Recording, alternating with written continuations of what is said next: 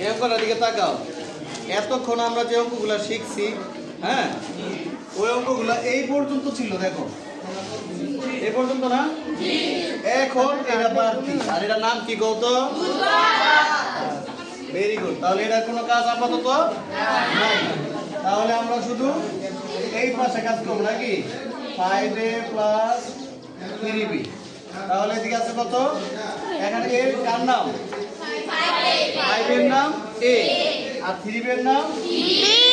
সূত্র অনুযায়ী কি a স্কয়ার না? তাহলে 5a হোল স্কয়ার। ঠিক আছে?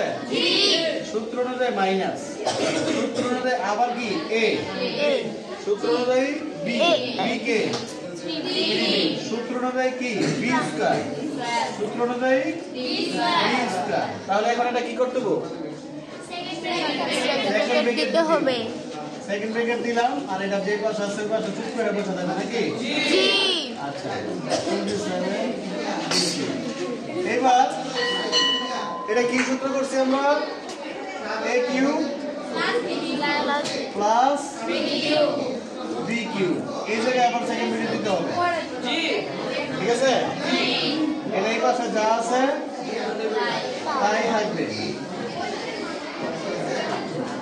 এবার 5 এর উপরে কিউব করলে কত হবে? 125।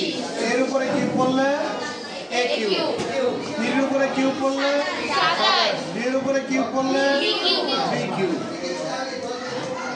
এটা যা আছে মিলছে না? এবার এটার সাথে মিলছে না? একটা প্লাস একটা মাইনাস। এখন আরেক সূত্র হইছে, অর্থাৎ a square minus b square, a plus b whole into a minus b, a plus b whole into a minus b। এখন তাহলে এই রূপটা কি এই রূপটা না? জি। হ্যাঁ, জি।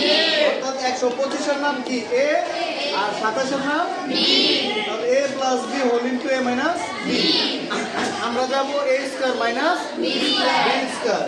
তাহলে a ধরছি কাকে আমরা? 125 a কিউব স্কয়ার নাকি? আর 27 b কিউব স্কয়ার। তাহলে 125 আর 125 ক্যালকুলেটরে গুণ করো। আছে? 125 এর উপর স্কয়ার করলে 125 করে 125 এ 15625। আর এটা পাওয়ার 3 আর 2 3 গুণে 6। আর 27 এর উপর স্কয়ার করলে 27 27 এ 729 আর 3 গুণে 6। ঠিক আছে? এটা একটু বড় অঙ্ক, তোমরা চেষ্টা করবা সবগুলো করার জন্য।